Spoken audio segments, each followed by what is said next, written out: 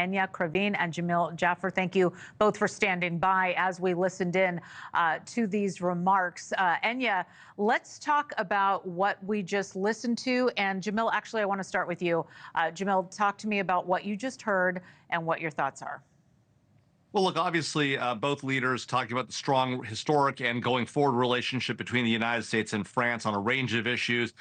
Both presidents said that they are aligned on Ukraine, including providing weaponry and support, and importantly, allowing Ukraine to hit Russia in its own territory when responding to attacks against it. That's obviously an evolution in U.S. policy, something that France has pressed for a while. You also saw President Macron talk about the challenges presented by the Iranian nuclear program, something President Biden didn't specifically hit on, but obviously an important issue for the world, particularly given that we know of Iran's support for Hamas. And obviously, both of them talk about the importance of the return of these Israeli hostages that were returned just here in the last few hours, as Enia pointed out earlier. Yeah, Enya, I want to get your thoughts on what we just heard as Macron talked about the war in Ukraine. He mentioned the men and women fighting with incredible courage, speaking about what needs to be done, but celebrating what we've just witnessed here in the last few hours. Your thoughts? Thank you so much. So yeah, great remarks from President Macron. One thing I will take issue with, though, is as many world leaders have in the past weeks, there's been this pressure on Israel to open the humanitarian crossing points. Of course, these points have been opened by Israel. Israel has opened 3 additional entry points for humanitarian aid. And so the continued sort of conversation about Israel being required to open these crossings as if they were closed, I think is a little bit misleading and damaging to the overall humanitarian effort.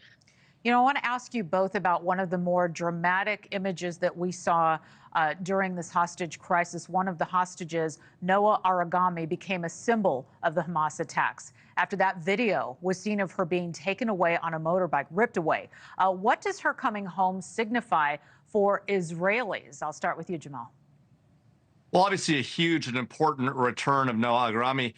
The challenge here is that, you know, it's not just Noah. We've seen the destruction caused by Hamas. We're talking about almost a dozen 9/11 attacks in a single day on a population-adjusted basis. The rape, the pillaging of these Israeli kibbutzes. I mean, it is hard to understand the chaos that Hamas brought to bear on October 7th. And so as we think about what's happening today in Gaza, and the efforts to bring Hamas to justice and to return those hostages, we have to remember the catastrophic attack that took place. You know, the largest number of Jewish people killed since the Holocaust in a single day. And so this is an obviously huge issue. And so it's terrific that Noah's back, but there are many, many more Noahs left back in Hamas's possession. Those hostages need to come home. They need to come home safely. And yeah, I want to get your thoughts on that as well. I want to share with our viewers what we're watching here on our screen. This is video of Noah being reunited with her family. And remember, the last images we saw was of her crying and screaming with her arms outreached, being taken away. Now, today, this morning, right here and now, we are seeing the flip side of that. The reunification. It is a powerful moment, but as Jamil just said, so many more people need to be brought home. So as we take a look at what happened here today, and yeah, let's talk about the impact the ceasefire proposal and all of this has moving forward.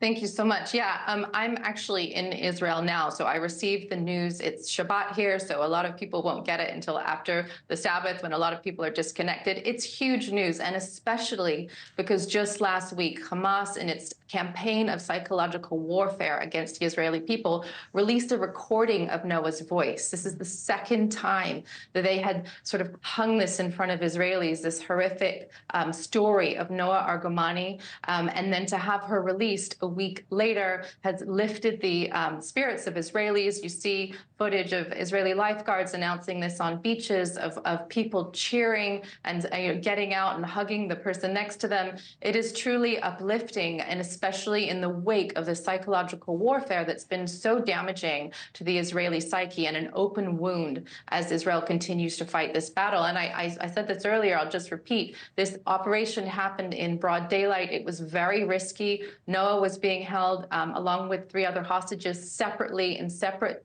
buildings. They were being held by civilians, and the IDF decided to go in and do a simultaneous rescue, both of Noah and the 3 other male hostages in broad daylight, which is not how they usually operate. They were whisked away. They were shot at by Hamas operatives as they were fleeing to safety. And unfortunately, at least 1 Israeli soldier died in the effort. An incredible day in developments today. We will bring you guys back as we continue to monitor the situation. Jamil Jaffer and Enia Krivine, we want to thank you very much for being with us today on this very important news day. Thank you. Thank you so much.